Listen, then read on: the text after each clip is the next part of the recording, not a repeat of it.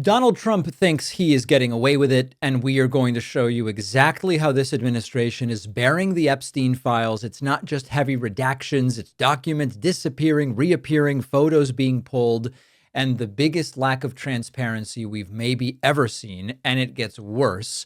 At Turning Point's AmFest, MAGA melting down in real time, the MAGA civil war explodes, J.D. Vance, Ben Shapiro, Tucker Carlson, Megyn Kelly. It is real friendly fire for them. And then we will go to Trump's weird rally, because what's he running for, in North Carolina? And the audience started to realize that something is very wrong, slurring and rambling and bizarre tangents, and still claiming to do really well on cognitive tests, plus a 60 Minutes disaster under Barry Weiss, a fully reported, vetted, and confirmed investigation into Trump's deportations and torture allegations pulled at the last minute only because somebody didn't like it. Finally, Donald Trump's own economic advisor walks straight into a trap on tariffs and accidentally admits the truth that they have been lying about for months, which is that Americans pay the tariffs. It is all today. We're calling it the flu show. The flu is in my house. I believe I have it right now. What a day.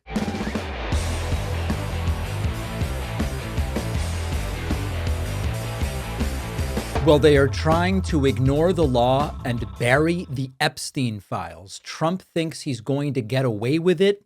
I wouldn't be here with the flu like I am today if I was okay letting it happen. Don't worry. It's very, very mild, fortunately. Baruch Hashem, it's a very mild case, ladies and gentlemen. Perfect score on the flu. Listen, here is what's going on. After what we have seen for the last several months and Friday with the supposed release of the Epstein files, I can understand why Trump and his administration believe that they are going to get away with this. They finally, quote, released the, quote, Epstein files after years of promises about transparency and then walking it back. I guess it wasn't optional in the sense that Congress passed the Epstein Files Transparency Act. It required disclosure with only very limited and narrow redactions. Victims, the names of minors, people actively under investigation. That's it. And yet what we got is a complete and total farce. Page after page blacked out, documents rendered useless from redactions. And then very quietly, files started disappearing from the Department of Justice website altogether. No explanation, no notice, just gone. That is not transparency. It is evidence control and mitigation, and it gets even worse. Because while the DOJ was wiping documents and redacting names that legally should not have been redacted, the White House was actively pushing misleading material into the public conversation. The deputy press secretary posted a photo falsely implying that Bill Clinton, Michael Jackson, and Diana Ross were pictured with Epstein victims, when the image was actually a publicly available fundraiser photo showing Jackson's and Ross's own children. This was not a mistake. I warned everybody 2 weeks ago.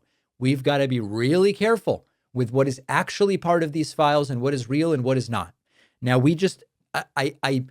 I'm looking for the simplest and plainest possible language to explain what's going on. On the one hand, legally mandated documents are being over-redacted, withheld, or removed entirely. That's on the one hand. On the other hand, we have misleading and outright false material being amplified to redirect attention to political opponents. This is strategy. It's not happening out of incompetence. It's happening out of malice. I often say, don't attribute to malice that which could be explained by incompetence. I don't have evidence that this is incompetence in this particular case. Now, notice something else. Trump's name, someone who is not a victim. Trump is not a victim.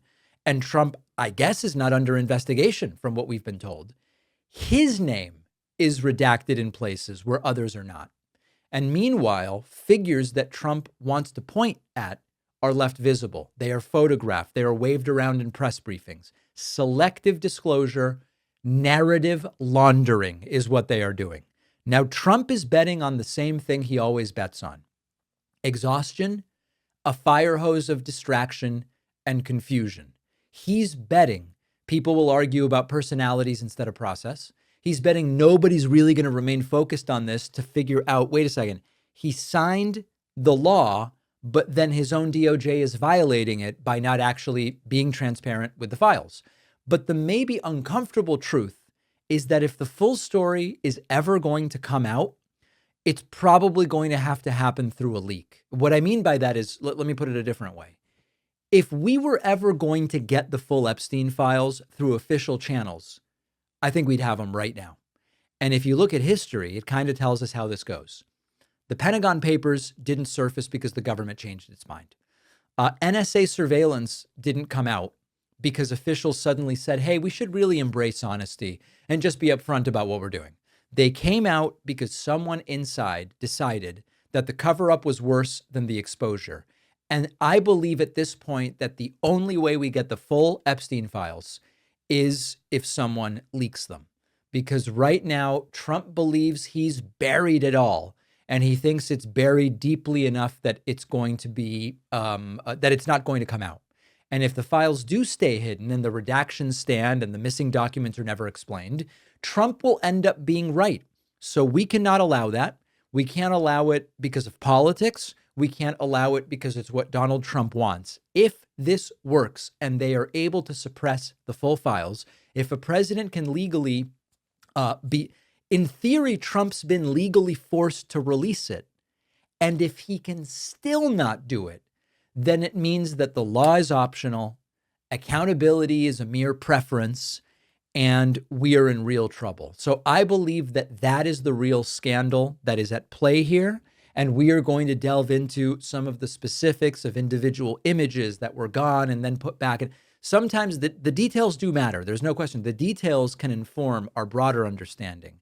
But the big picture here is Trump is increasingly confident that he's gotten away with this, and we need to make sure that he doesn't. All right, more than a dozen files from the Justice Department's Epstein files appear to have mysteriously vanished, including a photograph showing Donald Trump. One of those was then reinstated. The explanation for its removal didn't make any sense. The explanation for its reinstatement didn't make any sense. None of it makes any sense. Now, the disappearance of some of these images, and one in particular that we're going to look at, happened really within hours of the supposed disclosure of the files. And initially, there was neither an explanation from the government, nor was there even a notification to the public. People were searching around the files on the DOJ's website, and certain ones disappeared. Now, these were initially available. There's a photo of Trump alongside Epstein, Melania, and Ghislaine Maxwell, and then a bunch of other ones. So I'm going to give you one example. Here is a zoomed out picture that was initially part of the disclosure. And you see that it is a desk with an open drawer. There are pictures in frames on the desk, and there are pictures in and out of frames in the desk drawer. And then when you zoom in to the bottom left of the image, you see that there is a picture here of Donald Trump, apparently with 4 scantily clad women. Then above that, partially obscured, is the picture where you see Trump on the left, then Melania, Jeffrey Epstein's, the tip of his gray hair is visible, and then Ghislaine Maxwell. That is not a very good picture for Donald Trump, who wants to claim he knows nothing about anything and didn't know Epstein and all of it. So that was removed. Kristen Welker asked Deputy Attorney General Todd Blanche, why was it taken down? I want to follow up with you on what you just said. You were referencing the 15 files released Friday. They disappeared from DOJ's website yesterday, including this photo of what looks like a desk with a drawer open containing photos of Donald Trump. Just to be very clear, to put a fine point on it, why were these files taken down? You're saying it was at the direction of a judge? Well, you can see in that photo, there's photographs of women.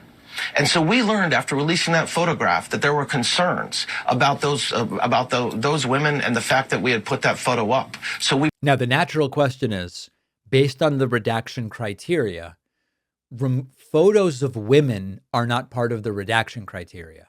If there are victims or underage individuals, then, but is that the case? Well, let's see what he says. Pulled that photo down. It has nothing to do with President Trump. There are dozens of photos of President Trump already released to the public, seeing him with Mr. Epstein. He has said that in the 90s and early 2000s, he socialized with him. So the absurdity of us pulling down a photo, a single photo, because President Trump was in it, is laughable. And the fact that everybody's trying to act like that's the case is a reflection of their true motivation. But the reality is anybody, any victim, any victim's lawyers, any victim rights group can. But then the question is it because they are victims? Reach out to us and say, hey, Department of Justice, there's a document, there's a photo, there's something within the Epstein files that identifies me, and we will then, of course, pull that off and investigate it. Are you saying that one or more of the women in one of the photos or several of the photos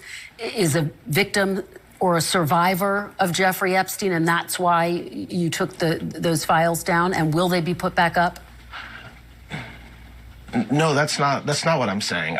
Well, then what is the criteria for which that was removed?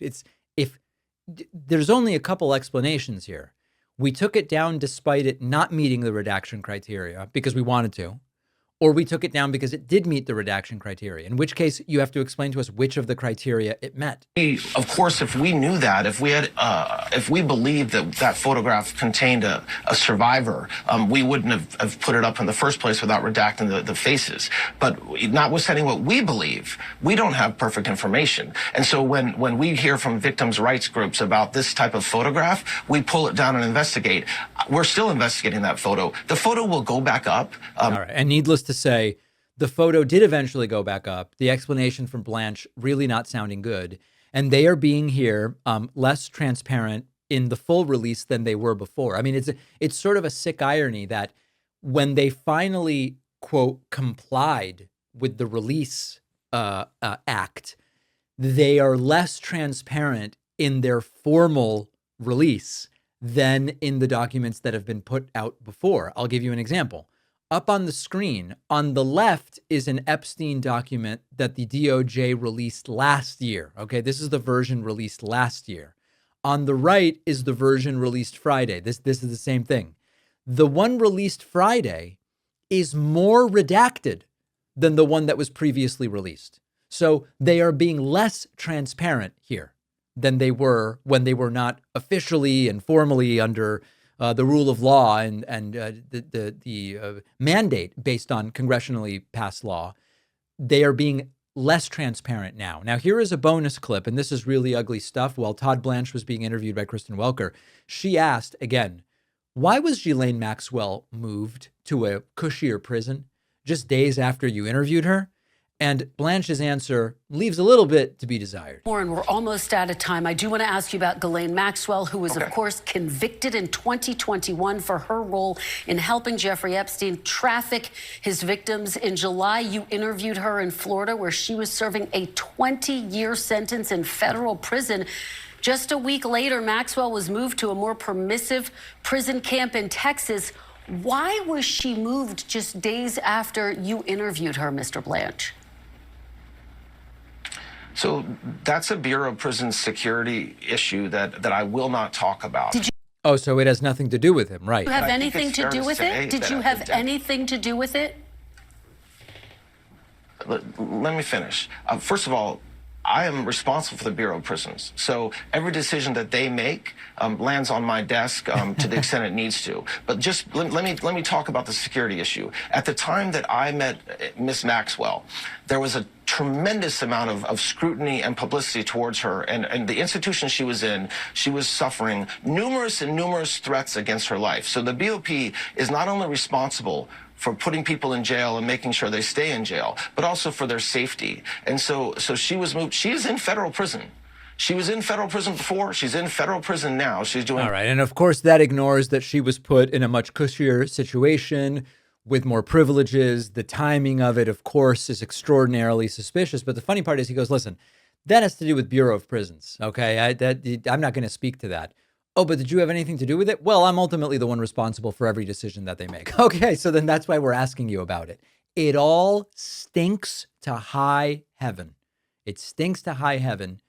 And at this point, to reiterate, I think the only way we get the full files is if somebody leaks them. Let me know what you think. The David Pakman Show gear store is up and running. Hundreds of items just pouring out. Check it out at store.davidpakman.com. All right, so we all know Alexa listens to us, recommends products based on our conversations. Meta retargets us based on our browsing and engagement history. Have you wondered what ChatGPT and Claude are up to with your conversations? We feed so much of our information to these AI chatbots, thoughts, dreams, sensitive questions, business ideas. They take the information, tie it to your identity, and they can sell that to third parties and governments. ChatGPT has the former director of the NSA on their board right now. That doesn't feel awesome. It took us a long time to truly understand what social media companies were doing with our data. We don't have to make the same mistake with AI. And that's why I've started using Venice AI. Our sponsor, Venice, is a generative AI platform that is completely private and permissionless. They don't spy on you. Venice AI won't censor the AI. They have a safe mode, which you can turn off for both text and image generation. Messages are encrypted. Your conversation history is only stored on your browser. I love the Pro plan because I get upgraded features like uploading files, unlimited text prompts. Check it out. If you want to use AI without censorship or fear of handing over your most intimate thoughts to a corporation or the government, go to venice.ai/Pakman and use code Pakman to get 20% off their Pro plan. The link is in the description.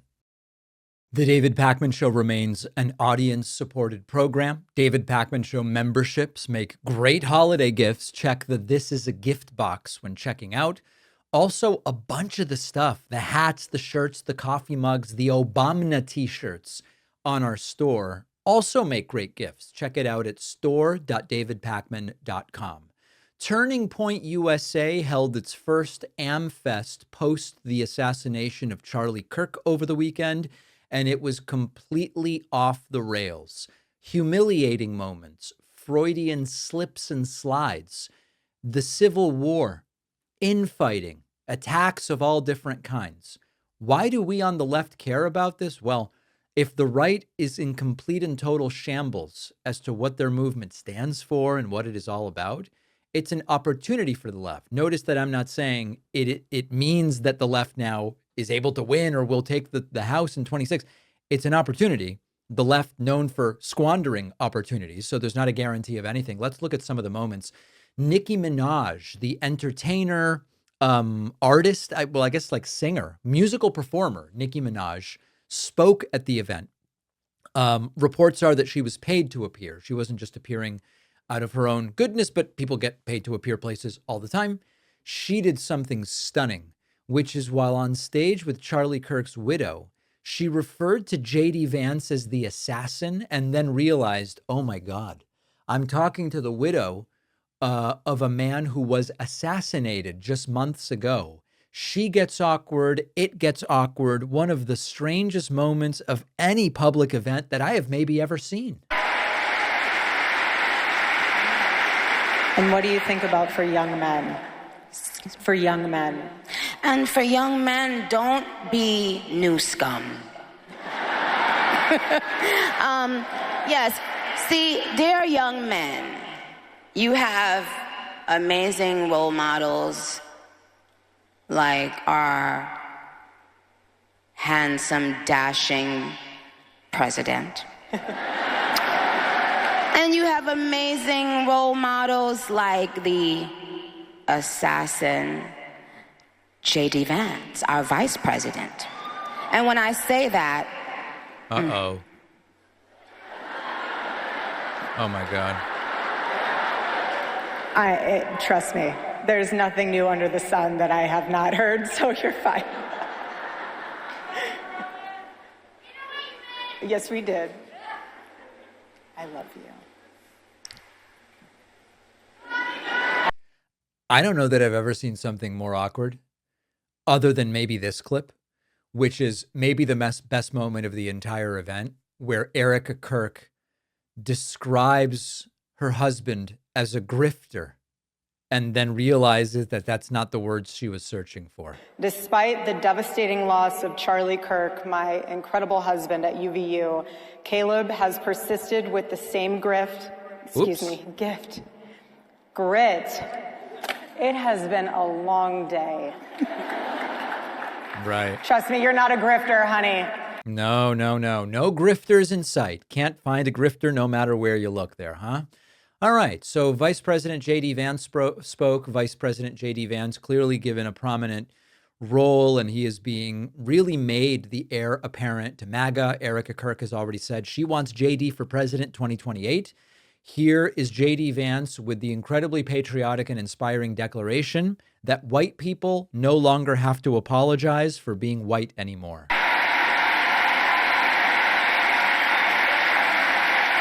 In the United States of America, you don't have to apologize for being white anymore. Now, does anybody remember apologia for being white? I struggle to remember that. And I wonder whether J.D. Vance's non-white wife liked that one. I guess Susie Wiles in the Vanity Fair piece was right about J.D. Vance being a conspiracy theorist, because here is J.D. explaining his actions after the assassination of Charlie Kirk. I'm going to tell you something I haven't talked about publicly before, but in the days after Charlie's death, I struggled a great deal. I'm sure many of you did too.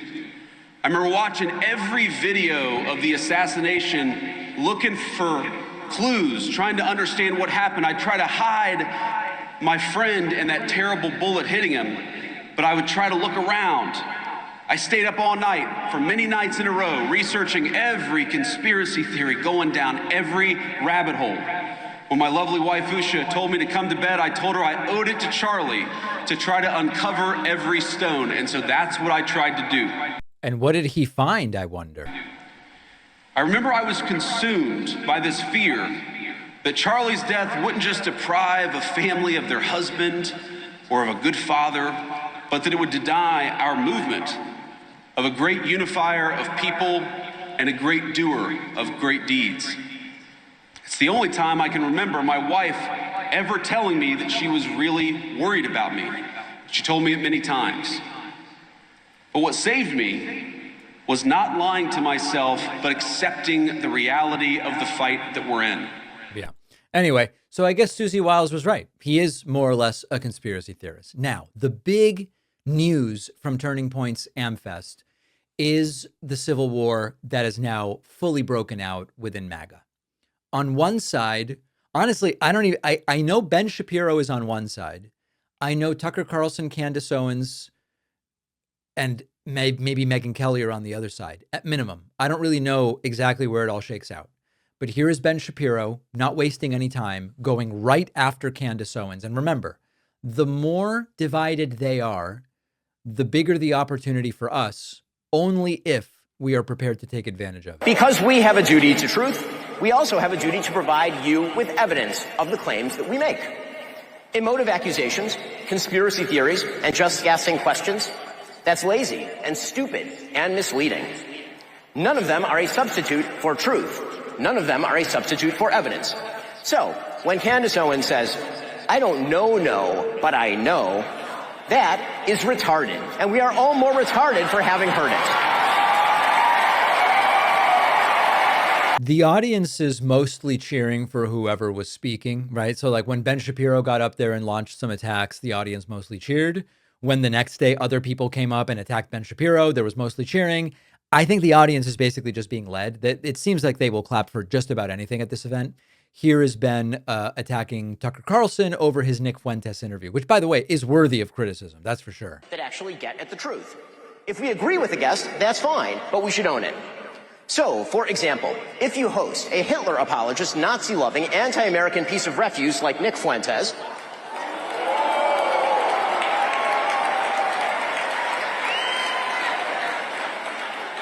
you know, the Nick Fuentes who said that the Vice President of the United States is a, quote, fat gay race traitor married to a Jeet. The person who said that Charlie Kirk was a, quote, retarded idiot. The person who said, and pardon my language here, it's his quote, that he, quote, took Turning Point USA and fucked it, and that's why it's filled with groypers. If you have that person on your show and you proceed to glaze him, you ought to own it. Delayed applause, but applause nonetheless.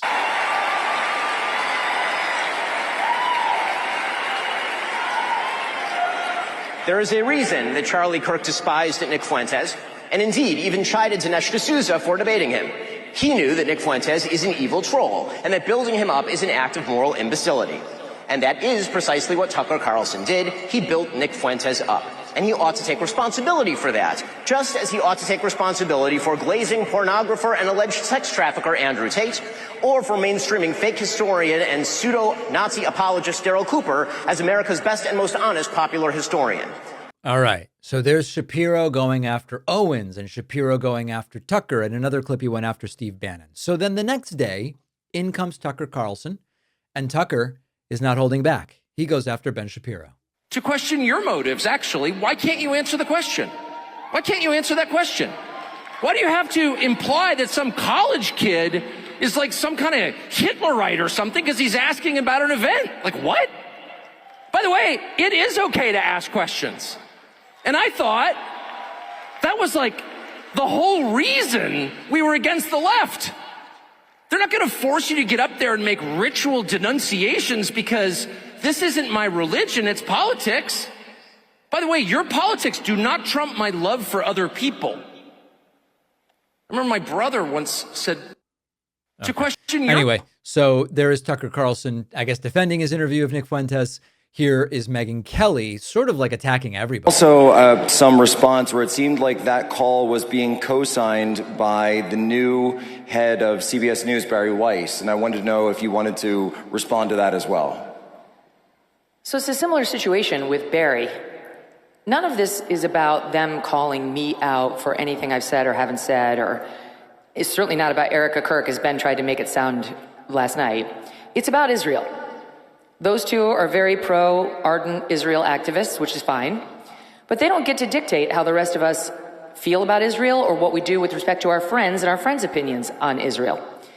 And I'll tell you, Barry Weiss wants to couch herself as Erica's protector, Erica's defender. She's retweeting the Ben speech, saying anybody who doesn't call out conspiracy theorists is a coward. Erica Kirk barely knows Barry Weiss. Barry doesn't know anything about Erica. Barry Weiss has never been to a Turning Point event. Do you guys remember her here? Standing up for what we believe in when Charlie was alive? I don't remember her standing up for our principles. I don't remember her defending Charlie the many times he was called a racist or an anti-Semite. I really don't remember that at all. What I do remember is she had Erica Kirk come on one town hall in which Barry Weiss tried to play both super important VIP executive and super fabulous star anchor at her new network CBS. Pro tip, Barry, that's no way to win friends at your new organization, to try to steal all the hosting abilities of the on-air talent. So good luck with that. And what she did when she had Erica there. All right, so Megyn Kelly goes on. The point is they're all attacking each other. Candace Owens then reacting to Ben Shapiro's attacks of her. When Candace Owens says, I don't know, but I know, that is retarded, and we are all more retarded for having heard it. Well, Ben, when it comes to you and having worked with you, I just know the tactics that you use to feign popularity in the public. I just know the amount of money that you are willing to spend on advertising to inflate your numbers to make people think that you're popular. So, yeah, I don't have to say we don't know when it comes to you.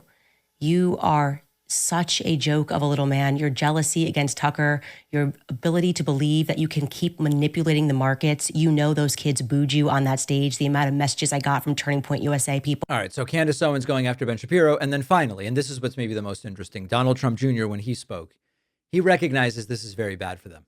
Whether he wants to be the nominee in 28 or it's J.D. Vance or whoever, Donald Trump Jr. knows this is bad. And so he tries to tamp it down. What binds us together, what matters more than the disagreement, is the ability to have that discourse. The real enemy? It's not Steve Bannon or Tucker Carlson or Ben Shapiro. It's the radical left that murdered Charlie and celebrated it on a daily basis.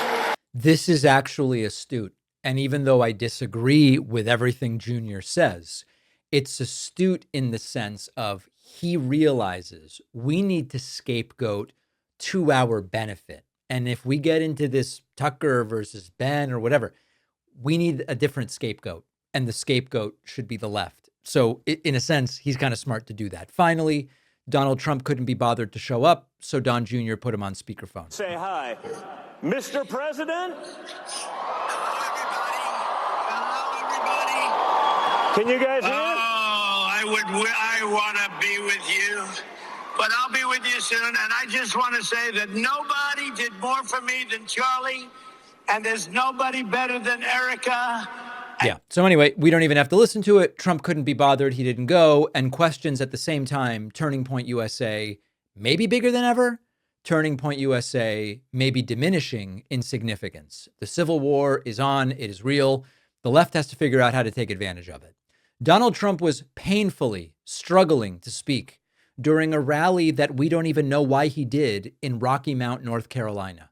The audience seemingly realizing, I don't think this guy can do it anymore. First of all, a shockingly small venue. I'm going to play a clip here where you will see, as Donald Trump talks and the camera pans around, Trump really struggling now to get people to his rallies. Just a sort of like a sparse, just floor seating. And this is just pathetic and pales in comparison to the sorts of venues that Donald Trump was able to speak at previously. He just can't seem to draw a crowd anymore. Now, I want to call your attention to how unwell he looks and sounds here, not energizing the crowd. In fact, the crowd looking and clearly saying, wow, it's like the air has been let out of this guy. How about that incident with that horrible monster that killed the young, beautiful girl from Ukraine, an animal? And to think we'll have been trials for years, and you'll get some nice liberal lawyer, and we'll say, oh, well, he had a bad day. Yeah, he had a... I mean, just completely out of energy. Bad day, slit her throat. We had men playing in women's sports, transgender for everybody, crime at record levels, the worst trade deals ever made. And our country was laughed at from all over the world, but they're not laughing anymore. Well, they're crying now, given what's going on in the White House. Now, what's fascinating is that even as Trump was at moments barely audible, completely lacking vitality in every way, he bragged numerous times about the really difficult brain injury tests that he took. He even slurred as he was saying how great his brain is working. First day in 28 days, these people are sick. That's why I've taken more physicals, because I think you have an obligation to, report. And I hate when they put out false reports. So now remember, we have no reason to believe Trump is getting all of these physicals because he wants to. The question we've been asking is, what is the real reason he's so regularly getting physicals and cognitive tests and MRIs? They put out a report that Donald Trump... So I took a lot of physicals, and I did something no other president's ever done. I took cognitive tests, because I know that, and by the way, not easy. You get to those last questions, those last 10, 15 questions, yeah, nobody on that stand could answer probably any of them. And I got them, I aced them. And no other president's taken a cognitive. Could you imagine Sleepy Joe taking a cognitive test? I don't think it got the first question is like, what is this? And they show a lion, a giraffe, a fish, and a hippopotamus, right? And they say, which is the giraffe? So that's the only question. But what happens is it then gets harder. I don't think Joe would have gotten the first question right. He would say hippo. Right. I want the hippo. As energetic and spirited as Trump is there, I struggle to believe that it is a great accomplishment to identify a giraffe. This is not trivial. Trump has said it should be or is a crime to report on his health, on his physical and cognitive decline. Trump then glitches as he talks about his perfect health, and the crowd claps. They'd say, there's something wrong. But I like to do it. But I had perfect health. And they reported his health is perfect. And they interpret that And the fake news interprets when the doctor says he's got perfect health. When the doctor said, they go, what does he mean by perfect? There's something wrong with the president. These people are sick. Now, they'd say. Now, interestingly, in a rare moment of introspection, Trump says there will be a time when he is no longer at 100%. And the fake news interprets when the doctor says he's got perfect health. They go, what does he mean by perfect? There's something wrong with the president. These people are sick. Now, there will be a time when perhaps it won't be 100% true with all of us, right? And when that time comes, I will let you know about it. In fact, you'll probably find out about it just by watching. Well, we believe that that's now. That's why we're talking about it. In fact, it's sort of astute that he points that out. Maybe the strangest and most cringy moment. And if you're having, your lunch or dinner right now or whatever, if you're digging into a meatball parmesan right now, I'm going to warn you, this one's a little gross. It's Trump talking about Melania's undergarments in maybe the creepiest way I could imagine. I had these animals trying to attack me at Mar-a-Lago. They went into my wife's closet.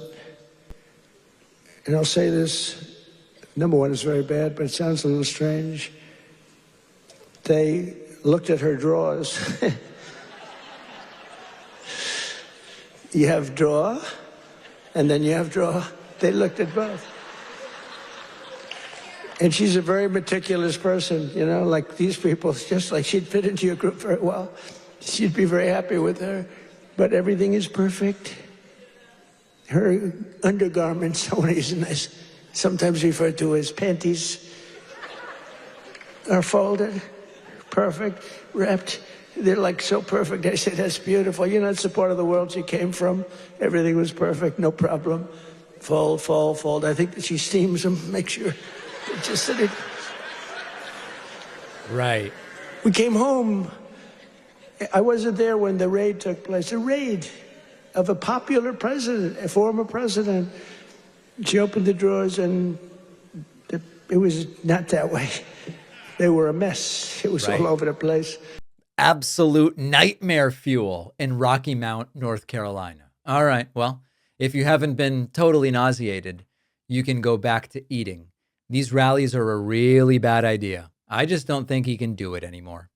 CBS's 60 Minutes pulled a fully reported, fully vetted investigative segment, which was going to expose how the Trump administration sent migrants to a notorious prison in El Salvador while detainees were describing torture, abuse, indefinite confinement. Not after it failed legal review did they pull it. Not after new facts emerged that made the reporting obsolete did they pull it. Not because of an error did they pull it. They pulled it hours before airtime because apparently somebody didn't like it. The segment was going to be called Inside CCOT. It had already been promoted. Teasers were live. Press releases were sent. The reporting was done. The interviews were completed. Lawyers cleared it. Standards cleared it. It was ready to go. And then it reached one person, Bari Weiss, the new head of CBS News. And under her new leadership, the segment was pulled at the last minute.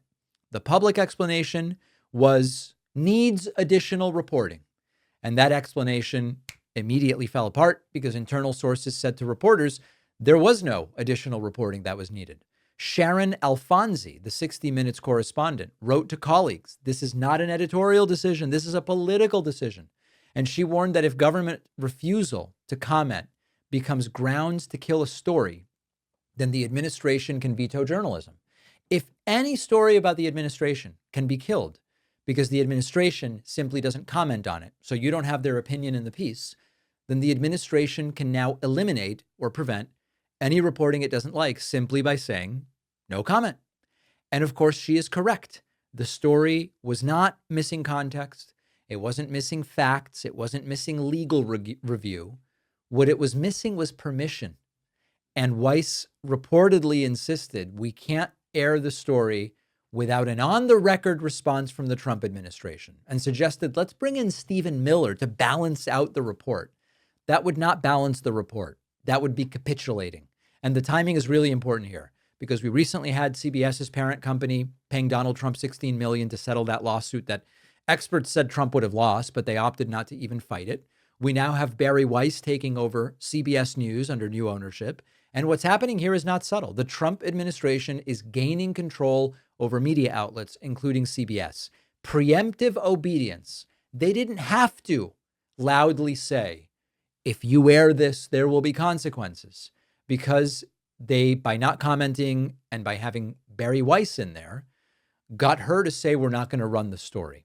Now, I think it's worth mentioning the substance of the story, because at the end of the day, that's what this is really about. So had the story aired, we would have found that the investigation done by 60 Minutes saw 75% of the men deported to CCOT have no criminal record.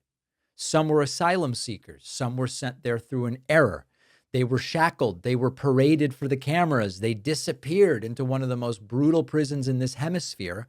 Zero due process, no timeline for release. 60 Minutes was created to air this type of story, and they killed it. Not because it was wrong, but because it was inconvenient. And this is the most dangerous kind of media failure. Not screaming propaganda, not the Fox News sort of nonsense. It's just the story's gone. You don't learn about it because they got rid of it because of standards and context and needs more reporting. When a single editor can just show up and flip one switch and the investigation disappears just hours before it was scheduled to air, it's no longer journalism, it's propaganda, it's a kill switch. And if this is the balance that Barry Weiss is now bringing to CBS News, it's not just 60 Minutes that has a problem here. It is all of CBS News, and it is surrendering. And that seems to be exactly what they are doing. The David Pakman Show is an audience-supported program, and the best, most direct way to support the show is by becoming a member at joinpakman.com. You'll get the daily bonus show, the daily commercial-free show, and plenty of other great membership perks. Get the full experience by signing up at joinpakman.com. Today, we're going to be speaking with Jocelyn Benson, who is the Michigan Secretary of State, seeking the Democratic nomination for governor of Michigan. Really great to have you on today. I appreciate your time. Thanks, David. Thanks for having me. Looking forward to the conversation. So I think I am as well, because Michigan is a really interesting state in that, you know, sometimes this may be a stereotype. Sometimes I think that Michigan Democratic voters are more representative of where the average of the party is than maybe what we see on Twitter or Reddit. And I think, you know, prior presidential primaries have kind of borne that out, when you saw enthusiasm behind some candidates online, and then the Michigan Democratic presidential primary happens, and it sort of goes maybe a different way than one would expect if you are spending a lot of time online. So with that as a kind of jumping off point, in 2024, Trump-Vance carried the state at the presidential level by a little under 100,000 votes, meaning that there were voters who were either not compelled to vote for the Democratic ticket, maybe stayed home, maybe voted Trump-Vance. What do you think explains that? What didn't go right in the Harris campaign that you understand and would not replicate in your campaign if you were to be the nominee? Yeah, well, thanks again for having me first. I really am looking forward to having really meaty conversations like this one, because I completely agree that Michigan is a microcosm for the country. And it's been like that for a while, not just because of our demographics, the economics, our history. And I'm proud to be running for governor in this state, because what you're seeing bubble up for voters now and in 2024, what's the heart of concerns, of struggles, of expectations for leaders, really does translate nationwide. And what we're seeing in Michigan, what I think also winning candidates like Alyssa Slotkin as well, who won in 2024 in Michigan, are talking about is this crisis of affordability, the escalating cost of just about everything.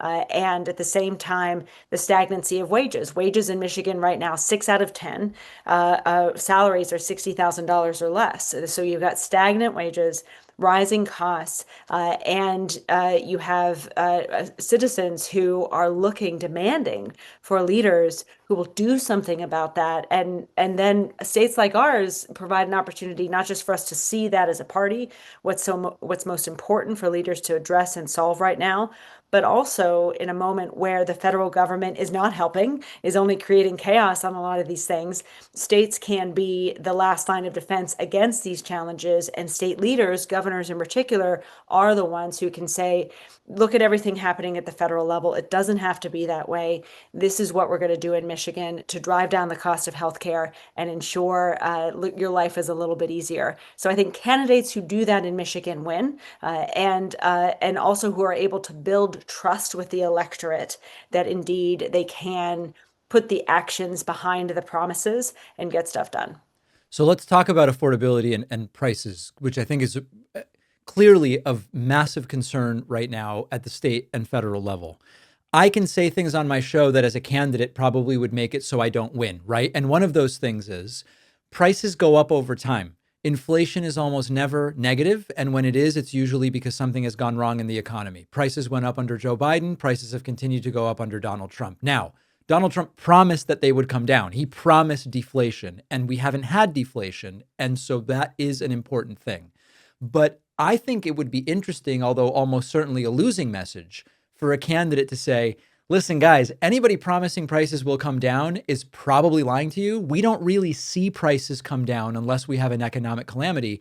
What I'm going to work on is these particular areas that have become particularly unaffordable. And those areas are, right, whatever. Can you give me your sense of, I mean, on some level, prices do just go up over time. Expecting them to come down, is it realistic?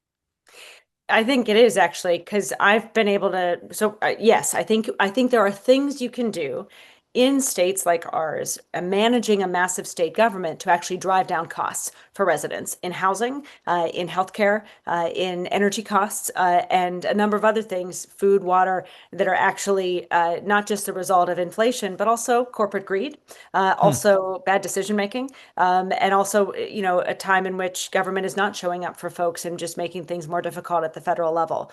So the interesting thing is in Michigan, I oversee two things. I oversee our elections as a Secretary of State, and I also oversee the Department of Motor Vehicles, the DMV, right? Like everyone loves the DMV. There's a sitcom about how great it is. But as the head of the DMV in Michigan, I've actually eliminated wait times.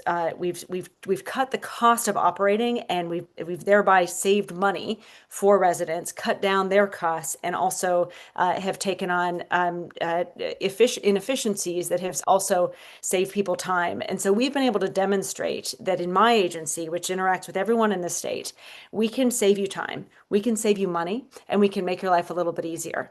And now as I look out among the Health and Human Services, for example, and other types of places, departments that oversee housing and housing development, in Michigan, it can cost up to $90,000 to build a home before you even put a brick in the ground because of so much red tape and operational expenses before you start building. State government efficiencies can eliminate a lot of that red tape, thereby driving down the cost of building homes, thereby driving down the cost of housing and making housing more affordable. So there are small things we can do to actually address a lot of the rising costs by making government work better, more efficient. And the advantage I have in this race is that I've actually done that in my agency. I've done that for every resident of the state. And now I want to do it across the board to address rising costs on a number of things that government can actually reduce. Yeah, I mean, DMV fees, it's funny because it sounds almost so, not obscure, but it sounds like such a relatively small thing, but it is actually one that governors and other state officials can actually deal with. I'm curious on housing because the reports I've read point to you can find 10 or 12 different areas that are responsible for housing costs being higher. So you look at zoning, you look at building regulations, you look at property taxes, fees, property taxes, like you take all these different things. But the biggest one that really makes a difference is you just need way more housing stock. Like at the top, a lot of this stuff trickles down from there need to be way more units. Do you agree that that is the primary driver of high housing costs? And if so, how do you get more units built? Yeah, well, I agree. The problem's not that complicated. We don't build enough housing because Michigan's complicated regulations make it too difficult oftentimes or timely or time consuming to get past the permitting process. And then you add restrictive zoning, you have other outdated codes, property taxes, red tape, all strangle construction. And then we have fewer homes, particularly in communities where nurses are trying to, hospitals are trying to recruit nurses, schools are trying to recruit teachers. So you have this scenario where it's affecting employment and jobs to have unaffordable housing, or essentially no affordable housing in communities where people actually want to move to and work. And so as prices go up, families are getting squeezed, communities lose, and we can fix this by actually lowering construction costs and speeding up the building process. That enables developers to build quality homes quickly, efficiently. We can cut approval times at the state level from months to weeks. We know other states are already doing this. We can do it here in Michigan. We can fund affordable housing production. We can build everything from starter homes to apartments by working with developers to ease the point of entry. And then in addition to that, what the state government can do is invest in the communities where these homes are being built, support the development of libraries, schools, art institutions, and essentially build communities to also in that way drive more people to the communities, build more homes, and prices then go down while communities grow. So let's talk about a couple of other things. We have seen in conversations with everybody from mayoral candidates like Zoran Mamdani all the way up to and including sitting governors, different approaches to dealing with pressure from ICE to have a presence in your state, National Guard troop deployments that we have seen in some states. What is your view and framework as to what the governor can legally do? I know that ideologically we have a lot of ideas about what we would like to do, but what can legally be done by a governor when it comes to ICE and National Guard troops in the state of Michigan? You can say no. I mean, it sounds, and I'll step back for a second and say the number one job of a governor in this moment is both to drive down rising costs and improve the cost of living in our states, improve the economy, while also standing up to bullies and billionaires who would try to not just wreck our economy, but wreck the safety and security of our communities. And as the chief election officer for the state of Michigan, at a time where democracy has been under siege, in this multifaceted effort led in part by the current president to undermine democracy, I, as the state's chief democracy official, have had to say no to the threats, to the challenges, to the rhetoric, to the lies, and actually stand up for our people, for our voters, even if it meant people showing up outside my home armed, trying to demand that I overturn election results.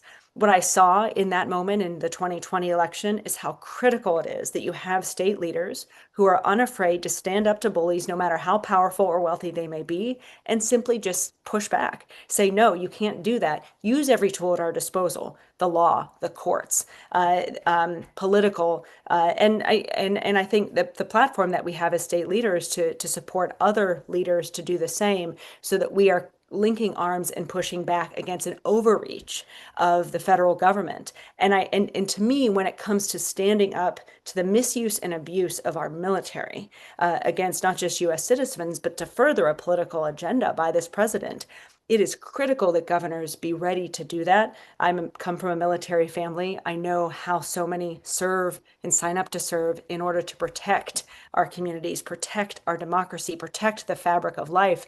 To then be used against that is so antithetical to what that service is supposed to be about, that I can speak from a place not just with moral courage, but moral authority to the President of the United States and say, not on my watch will you allow the misuse or abuse of our military to come in and abuse the security and safety of our communities and divide us at a time when we need to be coming together. Governors are the ones who have the bully pulpit and the resources to do that right now, more than anyone else in this country. And I'll be proud to do that as governor for the state of Michigan, but also work with other governors to do the same, so that collectively we can build protection for residents in all of our states and stand up together, which will also be a source of strength against. But does that include if force were to be necessary? Because this is not exactly a federal administration where when you say you're not allowed to do that, or you're not going to do that, and then they do it anyway, then what happens?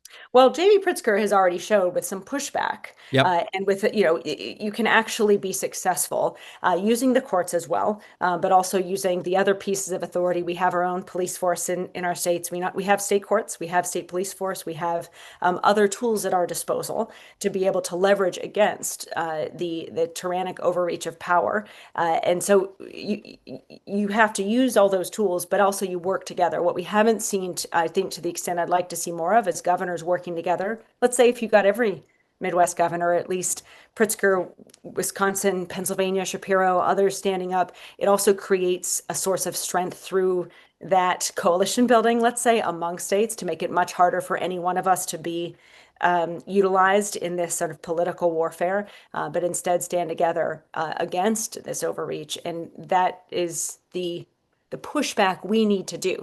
It may not be universally, successful at stopping a lot of the overreach, but it is the most effective thing we can do, and it's already been shown to be effective in other states. I think through strength in numbers among many governors working together, you can be even more effective. And that's why, again, governors are the first and last line of defense against this overreach in this moment. Last thing I want to ask you about, and I know you've got to run. We've had situations with Republican secretaries of state running for governor and Democratic secretaries of state running for governor. And there is an argument to be made that the person who oversees the election should not be a candidate in the election. Can you talk about that a little bit and explain what, if any, safeguards kind of exist? Because you do have an interest in the outcome, so to speak.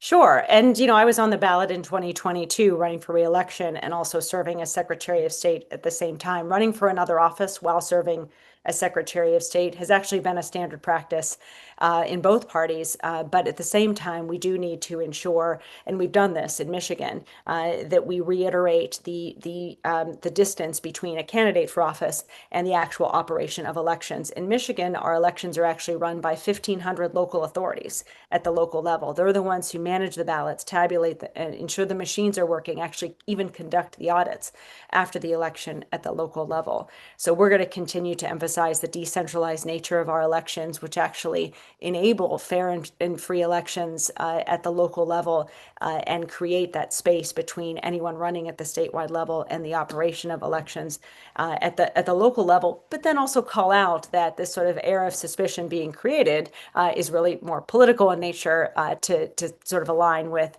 the misinformation around election security, and negates the fact that in Michigan, as in many other states, we have very secure, decentralized elections and a whole lot of transparency, so that observers come in and actually observe every aspect of our elections at the local level to ensure and reinforce that every vote counts and only valid votes are being counted, and that we can all trust the results of the election to be an accurate reflection of the will of the people.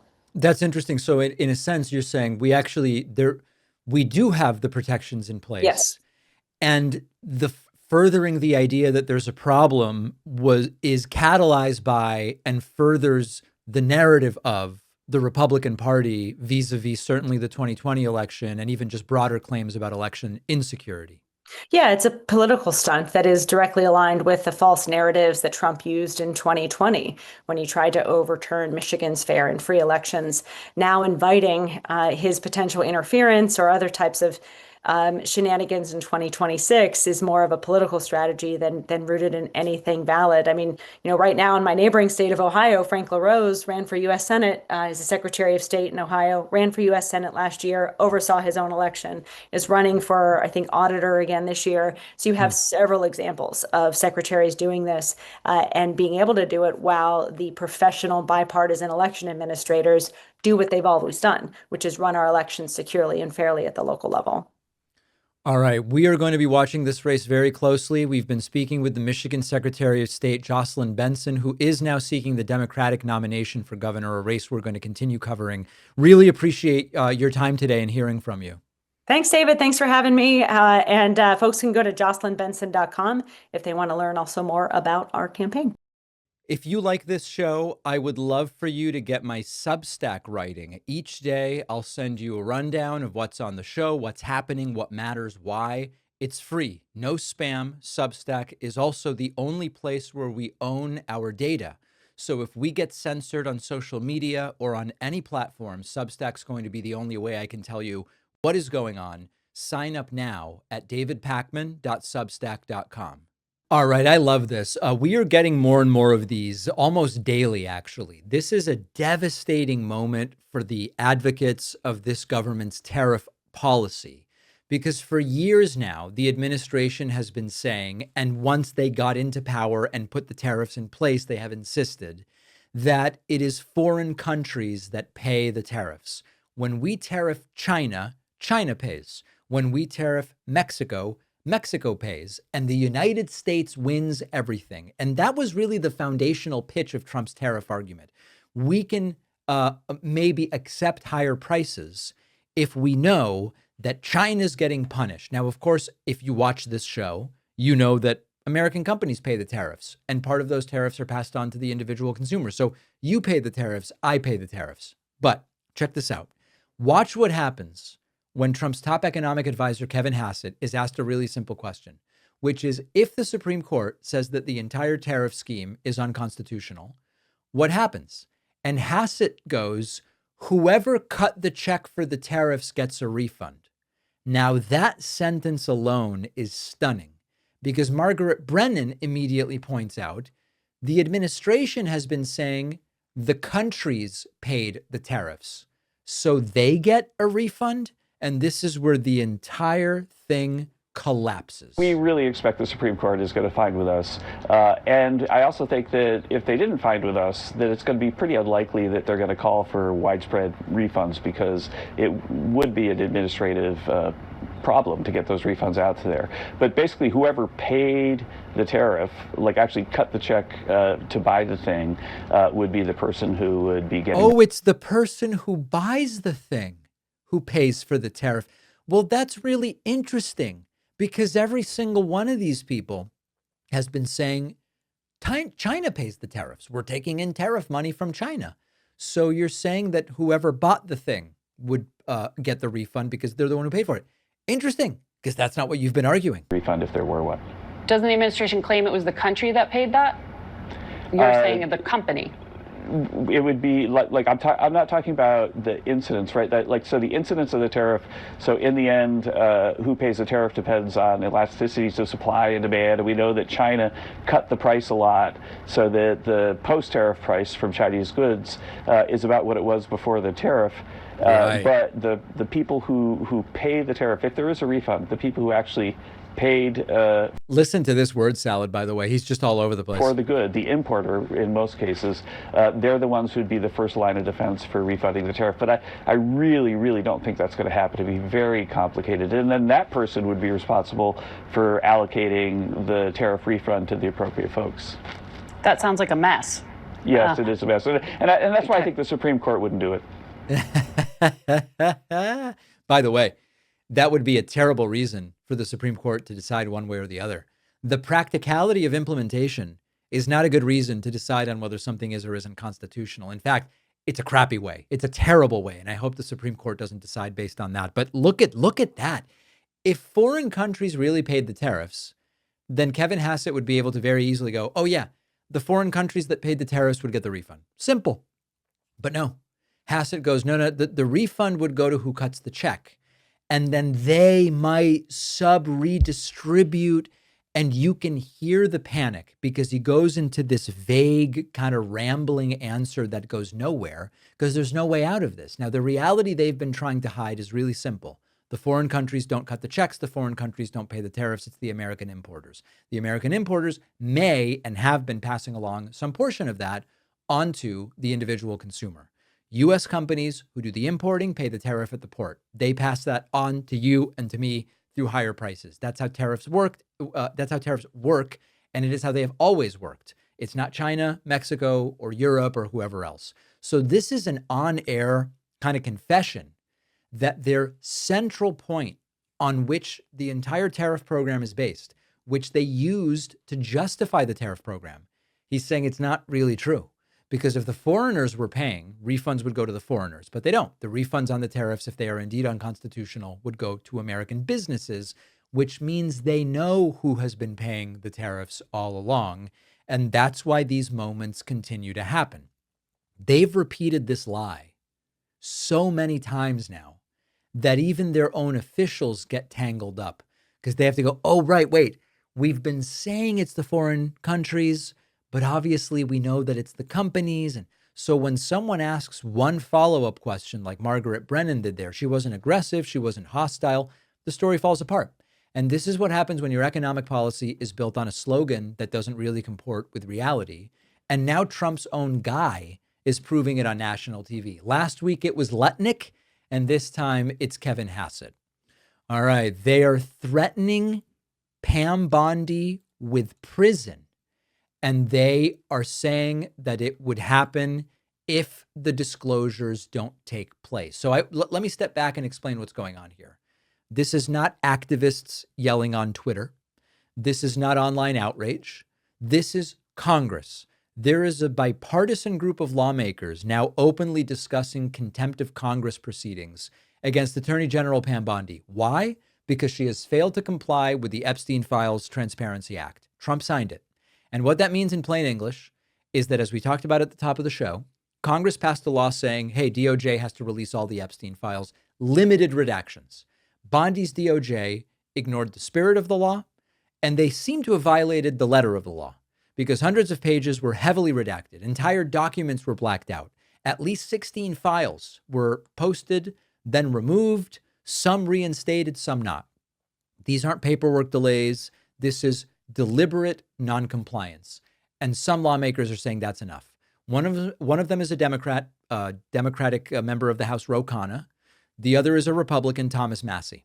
And they are saying we need to hold Bondi accountable through contempt of Congress. If that happens, she could face daily fines, and under inherent contempt powers, she could even be jailed until the DOJ complies with the law. That is the part that the administration doesn't want you focusing on, because contempt of Congress isn't symbolic. It is an enforcement mechanism. It's Congress saying you can't ignore the law just because the president doesn't like what you're required to do. And notice how quickly the White House shifted into deflection mode. Bondi's approval rating has collapsed. It is down 47 points in under a year. And that is precisely as the Epstein fiasco has exploded. Legal experts are describing her as a political tool of Trump, not an independent attorney general, obviously. And instead of explaining why the files vanished or why did the redactions exceed what the law allows, their response has been, bring it on if you want to go after Pam Bondi. That is an extraordinary arrogance that I hope backfires in her face. And the precedent-setting nature of this could be huge. Because on the one hand, if a president can sign a transparency law passed by the House and Senate into law, and then your attorney general ignores it, selectively redacts parts of it, quietly removes documents, and there are no consequences, it means congressional oversight and the law are meaningless, and that precedent would be important. On the other hand, if there is actually the ability to hold the attorney general accountable, to hold her in contempt, and to have consequences for that, that precedent would really matter. So a lot of this is about Epstein, and it's about the files, it's about the victims, it's about the perpetrators. That's like the primary thing. This is a second layer, could be a higher or lower layer, depending on how you sort of conceive of it, that is not directly about Epstein. It's just like, is the executive branch above the law? And I hate to say it, in a lot of ways, Donald Trump's executive branch has been above the law. They have operated as such, and they have gotten away with a lot of it. And so you've got a couple of lawmakers, a Democrat, a Republican, saying you've got to comply or you've got to face consequences, and those consequences may include jail. Boy, would I love to see that, if appropriate, right? We don't just lock people up for no reason. It would be, if indeed Pam Bondi is involved in contempt of Congress, I would love to see accountability there. Now, on the bonus show today, we are going to talk about the humiliatingly short-lived gubernatorial candidacy of Elise Stefanik, who has not only said, all right, I'm not even running for governor anymore. She said, I'm also not going to be running for re-election in the House of Representatives. And it has to do with Trump abandoning her. Republican Mitt Romney calls for higher taxes on the wealthy. And we will talk about why Denmark is very upset with Donald Trump. All of those and more stories on the bonus show. Sign up at joinpakman.com.